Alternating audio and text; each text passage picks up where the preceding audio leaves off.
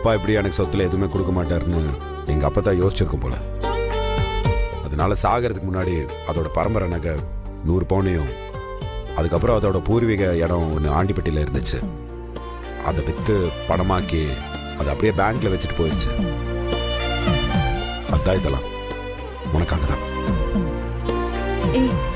ஏண்டா இவ்வளவு நாளா வெளியவும் எடுக்கல, செலவும் பண்ணல? எங்க அப்பா தான் சாகிறதுக்கு முன்னாடி இதுல இருந்து 1 ரூபா கூட எடுத்து செலவு பண்ணக்கூடாதுன்னு கல்யாணம் ஆனதுக்கு அப்புறம் எல்லாமே என் பொண்டாட்டி கையில கொடுத்து அதுக்கப்புறம் தான் செலவு பண்ணணும்னு என்கிட்ட சத்தியம் வாங்கி செத்துருச்சு. அதனால தான் என்ன கஷ்டம் வந்தாலும் இது வரைக்கும் இந்த பணத்தை நான் தொடல.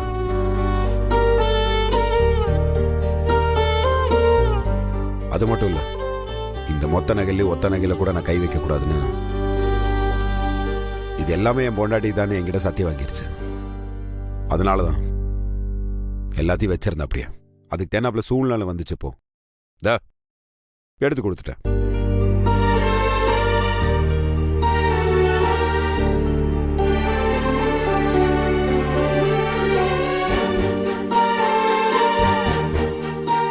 லட்சுமி, முதல்ல அடுப்படிக்கு போய் 4 மிளகா வத்தல் எடுத்துட்டு வந்து இந்த ராஸ்கலுக்கு சுத்தி போடும்.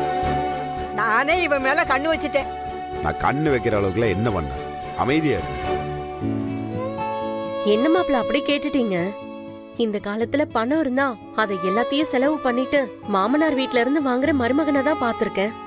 ஆனா உங்க அப்பத்தாவுக்கு நீங்க செஞ்சு கொடுத்த சத்தியத்துக்காக இத்தனை நாளா அதுல இருந்து ஒரு பைசா கூட எடுக்காம உங்க பொண்டாட்டி கையில கொடுத்திருக்கீங்க. உங்க மேல கண்ணு வைக்காம வேற என்ன பண்ண முடியும்? உனக்கு என் மேல கோவமே வராதா? நான் உன்னை அடிக்கடி கஷ்டப்படுத்திட்டே இருக்கேன். இருந்தாலும் நீ என் மேல வைக்கிற லவ் அதிகமாயிட்டே இருக்கே தவிர கொஞ்சம் கூட குறைய மாட்டேங்குதே. அது மட்டும் எப்படிடா? உண்மையை சொல்லட்டுமா? இப்ப நம்ம 2 பேருக்கு என்ன வயசு ஆகுதுன்னு உனக்கே தெரியும். இன்னும் நம்ம எவ்வளவு வருஷம் இருப்போம்? மிஞ்சி போனா ஒரு 50 இல்ல 70. அது வரைக்கும் நீ என் கூடயும் நான் உன் கூடயும் தானே இருக்கணும். அது எல்லாத்தையுமே நான் ஒவ்வொரு நாளும் நினைச்சு பார்க்கும்போது நீ என்னை விட்டு பிரிஞ்சு போயிட்டா நான் என்ன பண்ணுவேன்னு நான் யோசிச்சு பார்ப்பேன். நீ இல்லாம என்னால இருக்க முடியாதுன்னு என் மனசு சொல்லும், எப்பவுமே சொல்லும். அதனால வர கோவம் கூட வந்த வழியாவே போயிடும். என்ன உனக்கு அவ்வளவு பிடிக்குமா? கேள்வி அடையுது. இல்லடா, உன் மனசு வேற யாருக்குமே வராது. நீ நினைச்சிருந்தேன்னு வச்சுக்கோயேன், இந்த நகையெல்லாம் வித்து அழிச்சு பேங்க்ல இருக்கிற பணத்தை எடுத்து செலவு பண்ணி அனுபவிச்சிருக்கலாம். ஆனா நீ உன் அப்பத்தாக்கு செஞ்சு கொடுத்த சத்தியத்துக்காக அதுல இருந்து ஒரு பைசா கூட எடுக்காம இருந்திருக்க.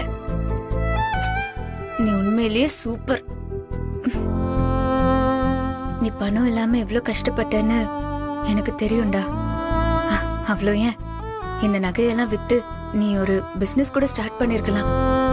ஆனா உன் அப்பத்தா உன் பொண்டாட்டிக்கு தான் இதை கொடுக்கணும்னு சொன்னதால இவ்ளோ பணத்தையும் கையில வச்சுக்கிட்டு எப்படிடா நீ அவ்வளவு வேலை பார்த்த? எனக்குன்னு கொடுத்ததை அனுபவிக்கிறதுக்கு மட்டும்தான் எனக்கு உரிமை இருக்குது. இது எல்லாமே எங்க அப்பா தான் என் பொண்டாட்டிக்கு கொடுத்தது.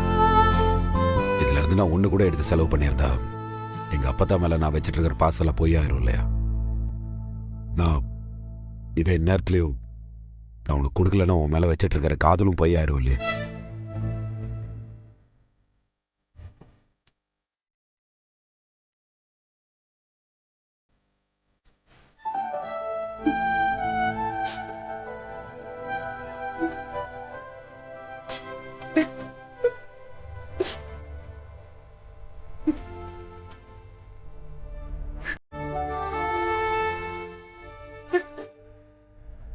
டேய், நெக்லஸ்லாம் தூத்துக்கிறீ தள்ளு.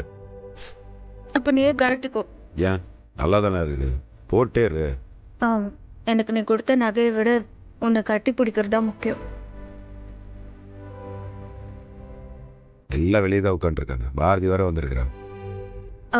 பாரதி எப்ப வந்தா? நீ இந்த நகையெல்லாம் தூக்கிட்டு உள்ள வந்தால அவ அப்பவே வந்துட்டான். ஆதி அவங்க அம்மா வர வைக்கிறதுக்கு பாரதிக்கு தீர்த்த விழா வைக்கலான்ட்டு ஐடியா கொடுத்துட்டு வந்திருக்கான். அது பாரதியோட மாமியார் தானே பண்ணணும், இவ எப்படி?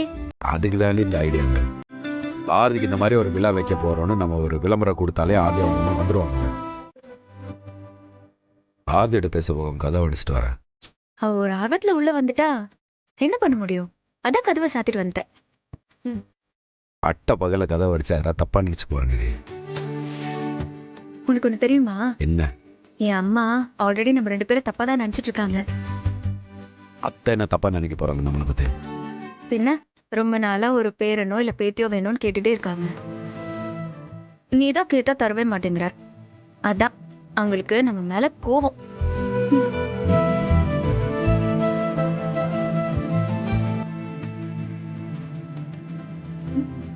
நீ எதுக்கு பிளான் பண்ற தெரியுது. தெரியுது இல்ல? பேசாம சொல்றத மட்டும் செய்தா என் செல்ல புருஷன்.